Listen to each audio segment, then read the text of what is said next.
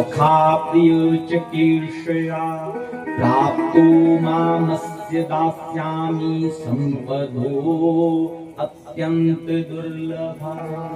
श्री सुदामा जी महाराज कहते हैं, मुझे ऐसी पतिव्रता नारी मिली जिसने मुझको श्री कृष्ण की भक्ति में लगाया और मेरे मित्र श्री कृष्ण ने मुझको करुणा करके अपनाया।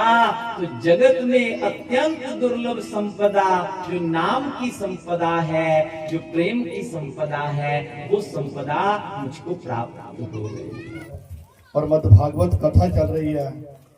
शांताकारं भुजगशयनं पद्मनाभं सुरेश्वरं विश्वधारं गगनवेग वेगवर्णं सुधांगतं लक्ष्मीकांतं कमलनयनं योगी वृद्धानगम्यं वंदे विष्णु भवेहरं सर्वलोकिक एकनाथ।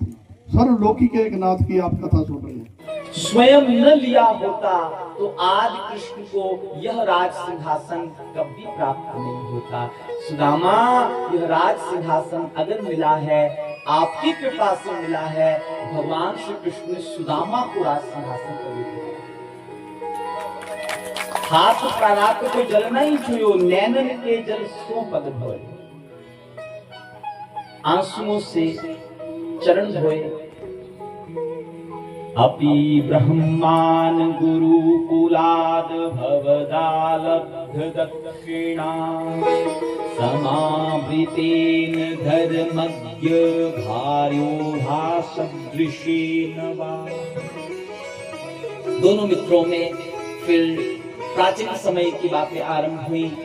गुरुकुल में कैसे रहते थे, कैसे खेलते थे, कैसे गुरु जी के सानिध्य में दोनों मित्र एक दूसरे का हाथ पकड़कर कहते हैं, भाई जीवन के वो दिन अगर पुनः लौट आए, वो मस्ती, वो आनंद, वो सुख, ये सुदामा जो तुम संग मिला, बड़ा, उसे तो वर्णन नहीं किया जा सकता। अच्छा सुदामा, ये बतलाओ आपने विवाह किया कि नहीं? आपकी जैसी गुणों वाली आपको कोई पत्नी मिली कि नहीं? श्री सुदामा जी ने कहा कि कृष्ण, उसी पत्नी के भेजे तो मैं यहाँ आया हूं।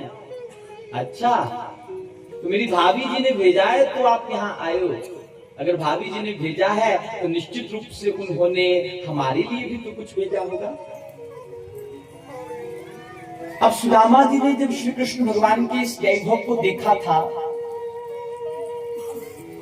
तो हृदय में विचार आया कि मैं तो लेकर आया हूं 4 मुट्ठी कच्चे चावल और ये 56 प्रकार के भोग रोज लगाने वाले। इनको अगर मैं 4 मुट्ठी चावल दूंगा तो क्या प्रभाव पड़ेगा? अगल बगल में इनकी पत्नियां खड़ी हैं, वो क्या सोचेंगी कि देखो मित्र भेंट में लेकर भी आया, तो क्या लेकर आया? बोले 4 मुट्ठी चावल लेकर आया। तो श्री सुदामा जी ने संकोच में भरकर भगवान श्री कृष्ण से कहा कि कृष्ण, मैं अगली बार आऊंगा ना तो निश्चित तुम्हारे लिए बहुत कुछ लेकर आऊंगा।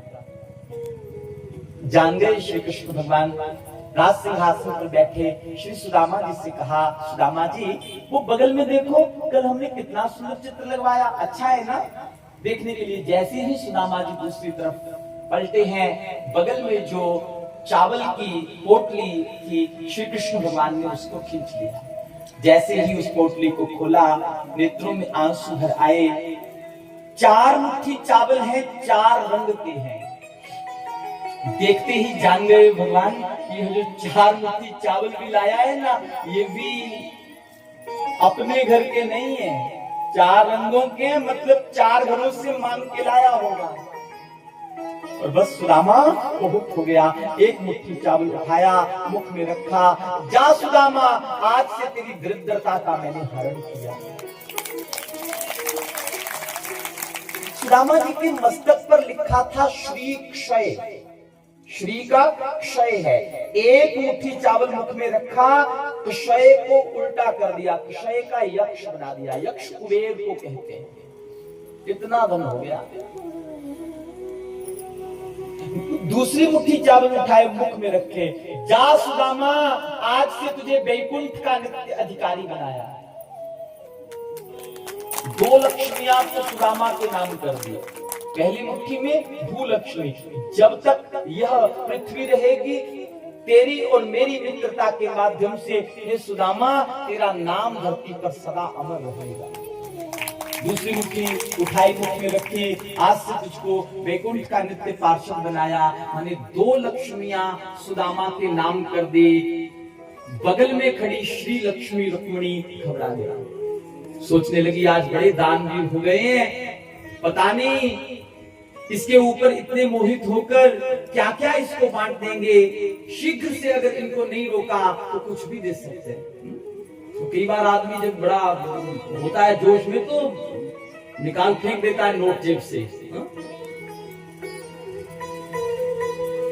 रात को शराब पी लिया आदमी ने, डीजे पे तनख्वाह भी उसी दिन मिली थी, तो महाराज वो जितना था 15-20 हजार रुपया सब उड़ा दिया। सुबह बाजे वालों से लड़े, बोले कि पैसे कर दो मेरे, पैसे पैसे। वो बोले तूने लुटा दिए, रात के तो लुटा दिए, अब कहाँ है? बोले वो तो मैंने ज्यादा शराब पी के लुटा दिया, वापिस तो पूरा परिवार लड़ने के लिए आया बाजे वालों से पैसे लेने। ऐसा होता। अब घरवाली तो घरवाली है, रुक्मिणी मैया बगल में खड़ी है। उन्होंने सोचा आज बड़े दानवीर हो गए हैं, बाद में पता चलेगा तो पछताएंगे लोग, पहले ही हाथ पकड़ लिया। बोले बस करो श्रीमान जी, कच्चे चावल खाने से पेट बिगड़ जाता है। और एक बात याद रखनी चाहिए, साधारण से ब्राह्मण के ऊपर इतना प्रसन्न होने की भी आवश्यकता नहीं। इसीलिए प्रसन्न हो रहे हो ना कि ये पंडित है, वेद पढ़ता है, पूजा करता है, पाठ करता है। एक बात और याद करो महाराज, आपकी छाती के ऊपर चरणों का प्रहार करने वाला भृगु भी ब्राह्मण ही था। क्यों भूल गए? भगवान श्री कृष्ण ने रुक्मिणी के हाथ से अपना हाथ छुड़ाते हुए कहा कि मुझे तो सब याद है, पर तुम शायद भूल गई हो, आपका प्रेम पत्र मुझ तक पहुंचाने वाला भी ब्राह्मण ही था। रुक्मिणी मैया ने कहा कि महाराज, तब भगवान श्री कृष्ण सुदामा जी का हाथ पकड़कर पुनः उन्हें अपने भवन के भीतर, कक्ष के भीतर ले जाते हैं। सुदामा जी को मखमली बिस्तर के ऊपर भगवान ने सुलाया। रात भर सुदामा जी के चरण दबाते रहे। सुदामा जी बार बार मना करते हैं तो श्री कृष्ण कहते हैं, नहीं सुदामा, आज मैं चाहता हूँ तेरी सेवा करूं। अच्छा भाई साहब, भगवान की सेवा मन लगा के कर ली जाए ना, तो भगवान ऐसा कोई ना कोई संयोग बना देता है कि सेवा करने वाले के भी सेवक कई हो जाते हैं। हो जाते हैं। हमने ऐसे भी देखे हैं महाराज, जो घर पे पानी का गिलास उठा के इधर से उधर नहीं रखते, वो गुरु जी के आश्रम में जाके जूठे बर्तन मानते हैं। वही परमात्मा की सेवा अगर कर लो तो ठाकुर जी तुम्हारे पीछे सेवादारों की फौज खड़ी कर देते हैं, इसमें कोई संदेह नहीं है। भगवान ने कहा कि सुदामा जी, आपने जो मेरी सेवा करी है, उस सेवा के बदले तो मैं कुछ नहीं कर सकता। एक रात्रि जो मुझको अवसर प्राप्त हुआ है, इसे मैं अपने जीवन से जाने नहीं दूंगा। रात भर भगवान श्री कृष्ण सुदामा के चरण दबाते। प्रातः काल हुई, श्री सुदामा जी ने स्नान किया, गायत्री संध्या पूजन किया। उसके उपरांत भगवान श्री कृष्ण से कहा, हे कृष्ण, अब मुझे आज्ञा दीजिए, मैं जाना चाहता हूँ। लगा तो यह था कि कृष्ण कहेंगे कि नहीं नहीं सुदामा, कल आया और आज चला जाएगा, मैं नहीं जाने दूंगा।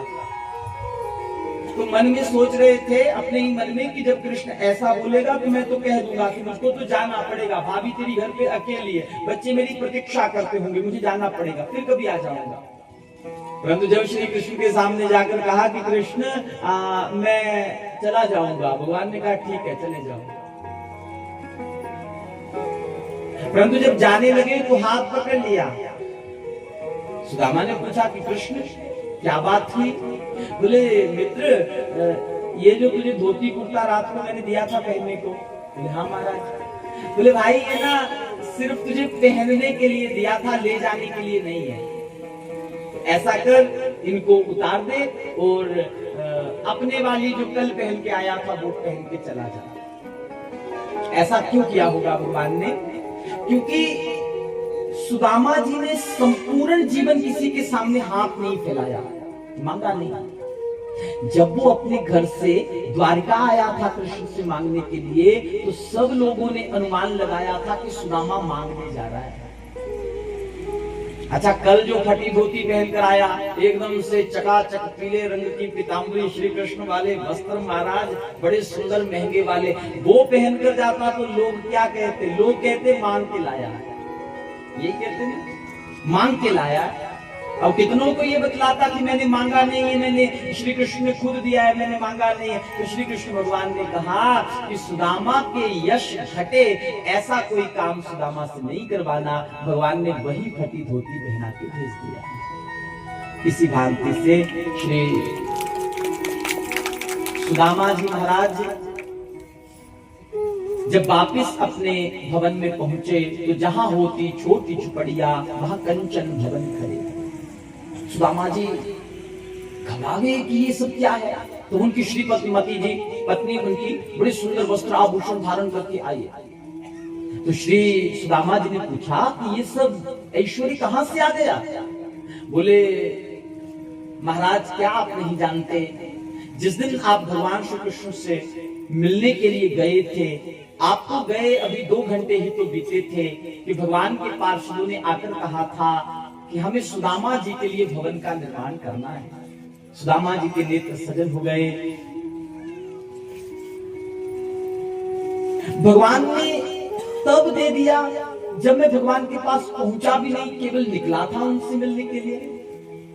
भगवान ने उसी समय मेरी मनोकामना की पूर्ति कर दी। तो श्री सुदामा जी के नेत्र सजल हुए। सुदामा जी ने अपनी पत्नी से कहा कि कृष्ण ने दिया है, अच्छा दिया है, परंतु हमें यह सब नहीं चाहिए। क्यों नहीं चाहिए? इसलिए नहीं चाहिए क्योंकि यह ऐश्वर्य जब हमारे जीवन में आ जाएगा तो बहुत संभव है कि हम कृष्ण को भूलने लग जाएंगे। ऐश्वर्य जब जीवन में ज्यादा हो जाएगा तो निश्चित रूप से परमात्मा की तरफ ध्यान कम होने लग जाएगा। तब भगवान श्री कृष्ण ने प्रकट होकर सुदामा से कहा, सुदामा जो मैंने दिया है उसका उपभोग कर लेना चाहिए। देखो भगवान अगर किसी को कृपा करके धन लक्ष्मी प्रदान करे तो निश्चित रूप से उसका उपयोग करना चाहिए। लक्ष्मी की गतियां 3 होती हैं, या तो भोग कर लो, या तो दान कर लो, अन्यथा विनाश तो उसका हो ही जाता है। भागवत महापुराण की जय।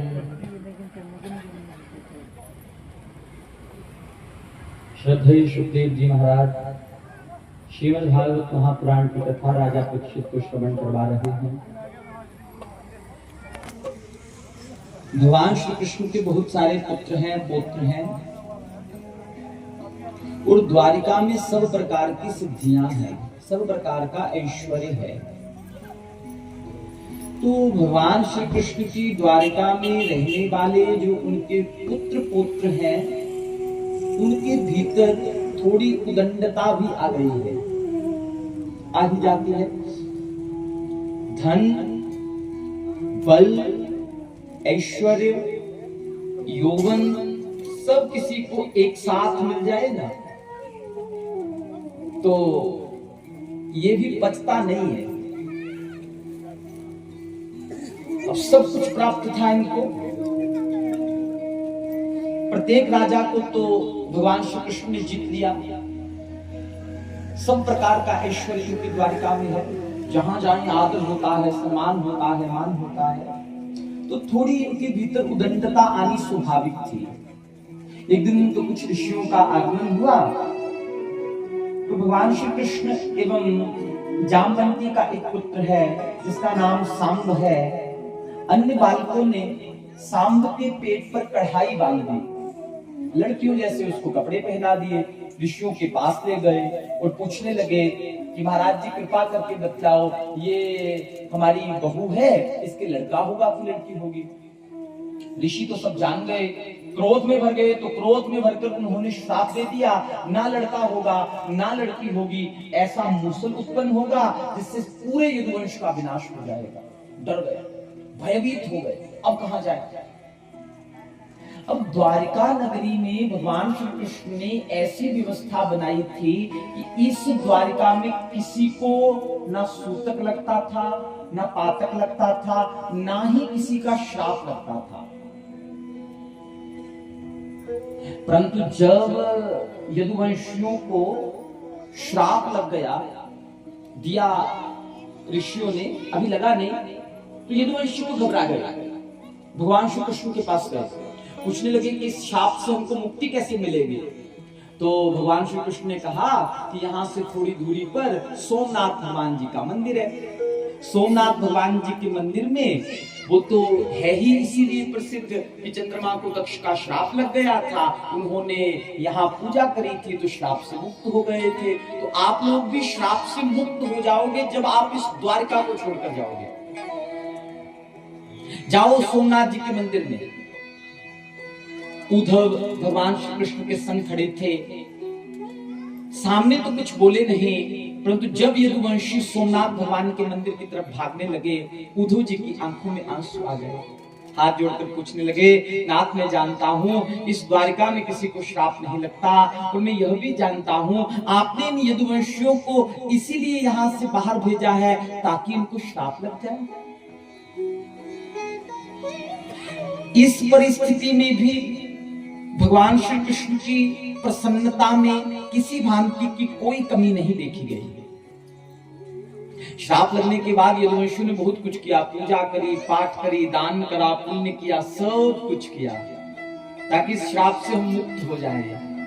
परंतु भगवान श्री कृष्ण ने जब कह दिया कि द्वारिका छोड़कर सोमनाथ जी के मंदिर में चले जाओ, तो सब लगे दौड़ने। अच्छा, जब सब दौड़ने लगे तो रास्ते में ही मदिरा मदान हो गए। एक दूसरे को देख देख कर इनको क्रोध आने लगा। तब महाराज एक दूसरे के ही ऊपर आक्रमण करने लगे। प्रद्युम्न सांबो युधि रूढ़म उत्सरावक्रूर भोजा। अक्रूर जी भोज के संग युद्ध करने लगे, सांब अनिरुद्ध के संग में युद्ध करने लगे, माने आपस में ही लड़ने लगे, आपस में ही भिड़ने लगे, एक दूसरे को मारने लगे, एक दूसरे को काटने लगे। भगवान श्री कृष्ण ने यदुवंशियों के इस संहार को देखा। एवं नष्टेषु सर्वेषु कुलेषु स्वेषु केशवा। अपने नष्ट होते कुल को जब भगवान श्री कृष्ण ने देखा तो उत्तर देते हुए कहा, उद्धव से कहा कि हम तो आए ही थे धरती का भार मिटाने के लिए। अवतारितो भुवो भार इति मेने अवशेषिते। धरती का बहुत सारा भार हमने मिटा भी दिया, अब जो थोड़ा बहुत रह गया था हमारे परिवार के रूप में, यहाँ जिनमें उदंडता का वास हो गया था, अब वो भी धीरे धीरे समाप्त हो रहा है। तो ठाकुर जी प्रसन्न हो गए। बलराम जी से तो यह सब नहीं देखा गया। रामः समुद्रो बेलायाम योगाम अस्थाय कोनुखम। उन्होंने योग साधना का आश्रय लिया और उसी समुद्र में, जिस समुद्र में द्वारिका का बनी थी, उसी समुद्र में उन्होंने स्वयं को समाहित कर दिया और क्षीर सागर में शेषनाग का रूप धारण करके विराजमान हो गए। भगवान श्री कृष्ण ने अर्जुन से कहा कि मेरी पत्नियों को लेकर वृंदावन की तरफ चले जाओ।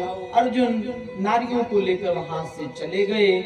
तब भगवान ने चतुपंचः शेषाः अवशिष्टाः, 4-5 बचे हुए जो यदुवंशी थे उनसे कहा, आज से 5वें दिन यह द्वारिका डूब जाएगी, आप सब लोग इसको छोड़कर भागो। सब लगे दौड़ने। भगवान श्री कृष्ण भी प्रभास क्षेत्र की तरफ प्रस्थान करते हैं। एक पांव के ऊपर दूसरा पांव रखकर भगवान लेट जाते हैं। उसी समय एक जरा नाम का व्याध था।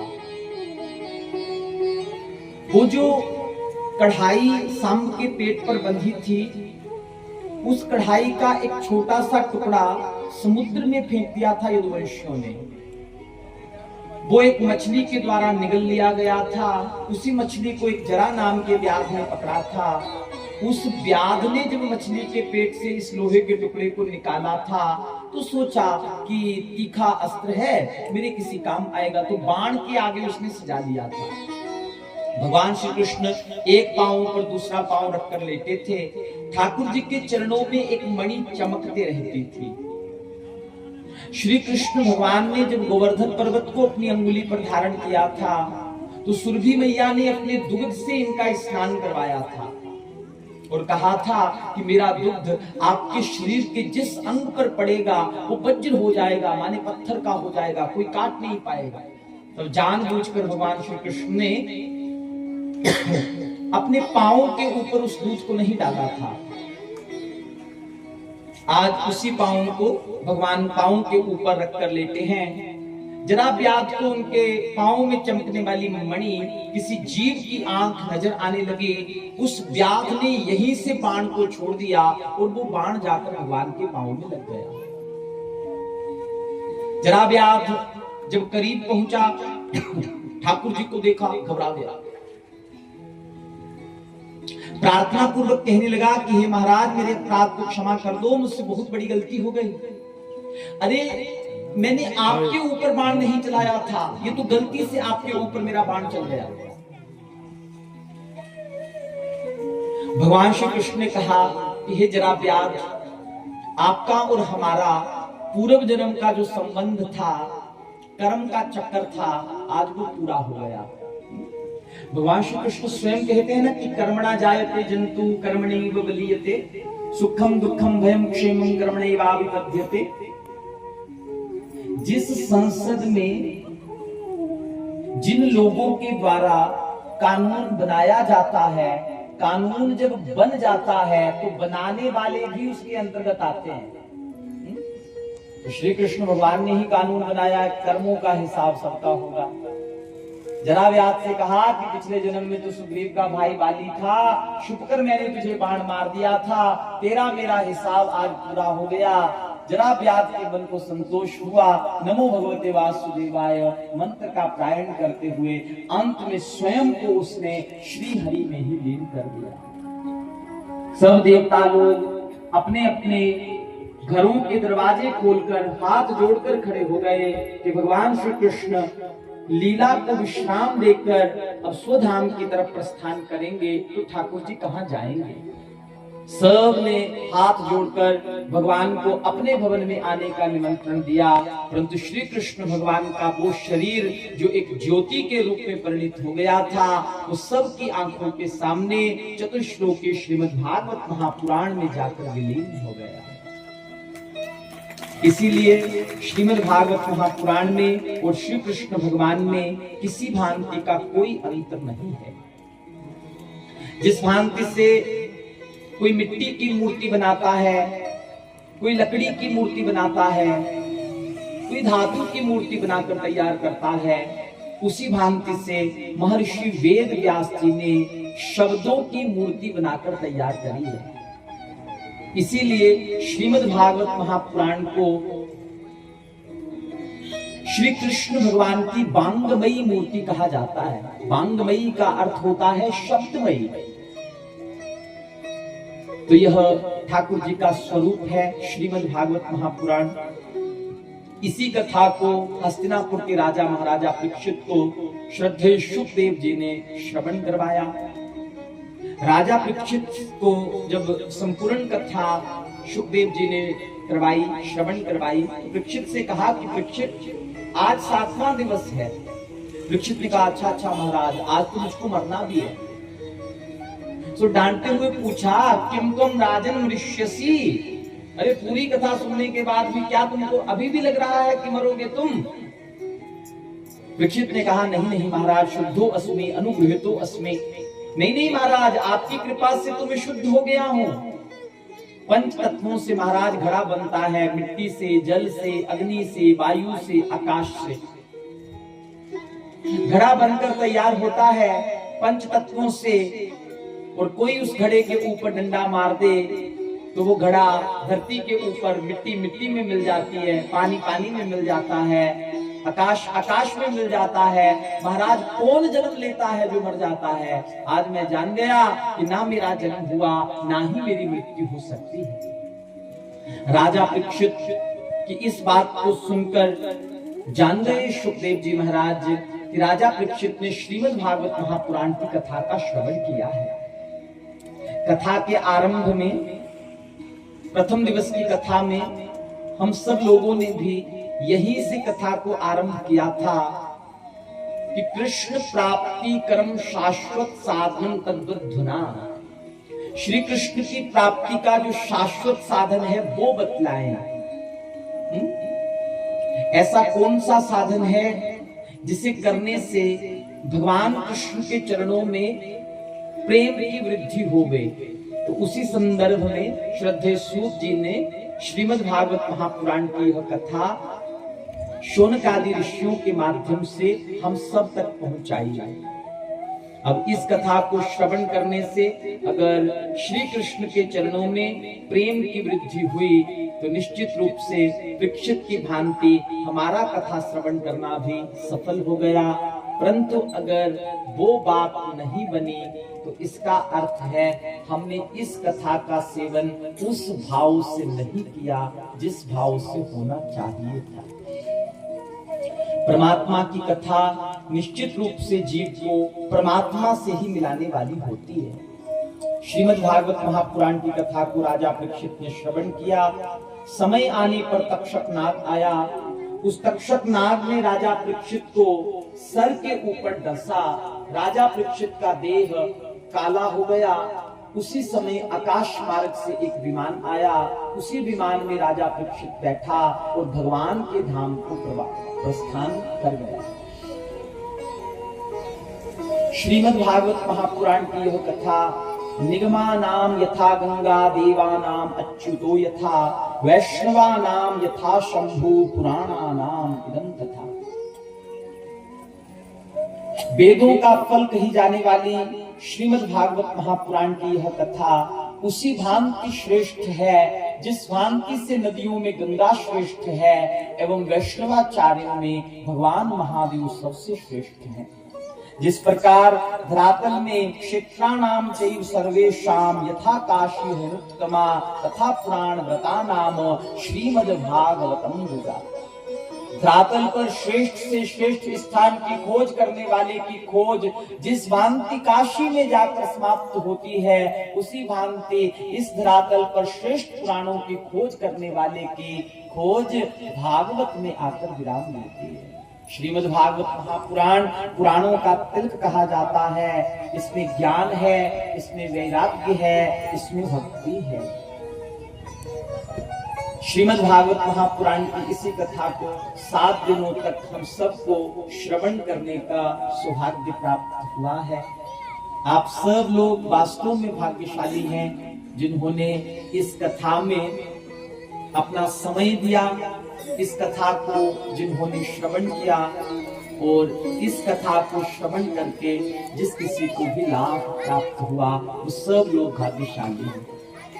हमारे मध्य में श्रीमान विश्वजीत पटियाल जी का आगमन हुआ है। आप श्री का गांव नकड़ोह की श्रीमद् भागवत महापुराण की कथा के विराम के अवसर पर बहुत अभिनंदन करते हैं, बहुत स्वागत करते हैं।